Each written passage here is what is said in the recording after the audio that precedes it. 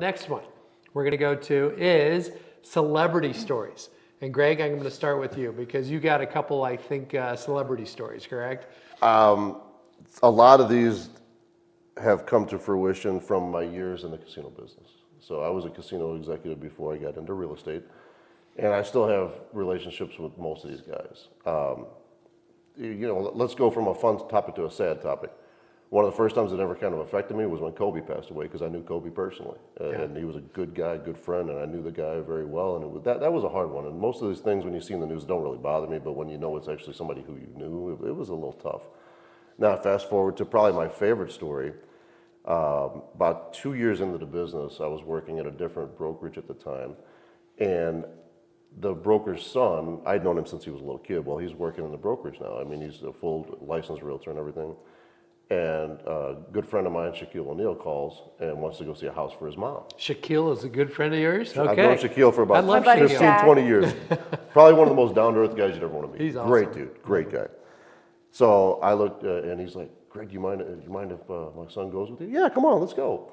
So we're driving to the property. He goes, man, you really know this guy? I'm like, dude, I wouldn't tell you I know somebody if I don't. I said, I've known him the better part of 15 years at the time. So he walks in the door, looks over, Greg, he comes over, gives me a big old hug, and you can see the kid's face. He goes, oh my God, you do know this guy. I'm like, yeah, I told you I know the guy. Yeah.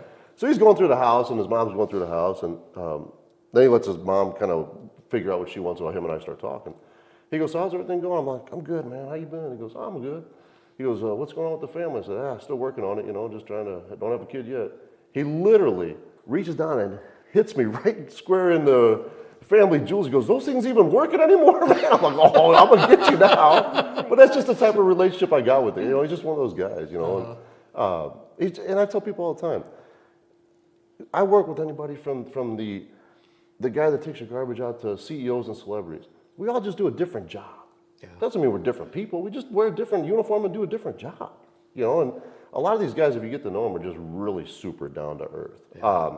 One of my favorite stories, and this isn't even real estate related, this was way back when I was in the casino business, it was Bruce Willis. Bruce is one of the most, if you ever watch Die Hard, that's his real everyday personality. Really? He's just a great dude.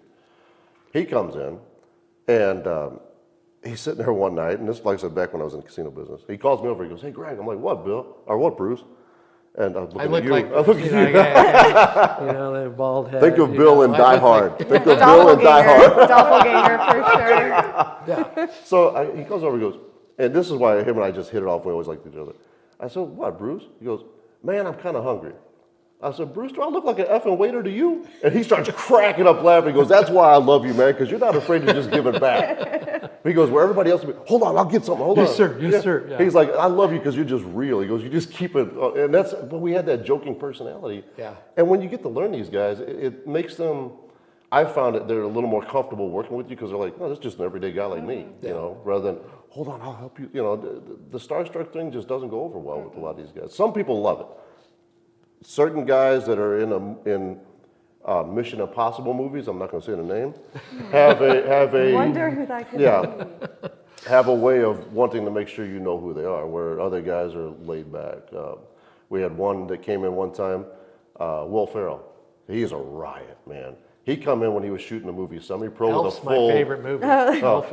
He comes in when he's shooting Semi-Pro with a full afro going on it the whole time as a white guy. And I mean, he was just cracking people out. I'm like, dude, this guy is a riot. But I mean, it's getting to know these guys on just an everyday level. Yeah, they're normal. Like they're great people. They're normal. Great people. How about you, Katie? Oh my gosh. So I would say, as far as just real encounters with a celebrity, I will say Taye Diggs is one of the coolest human beings I've ever met.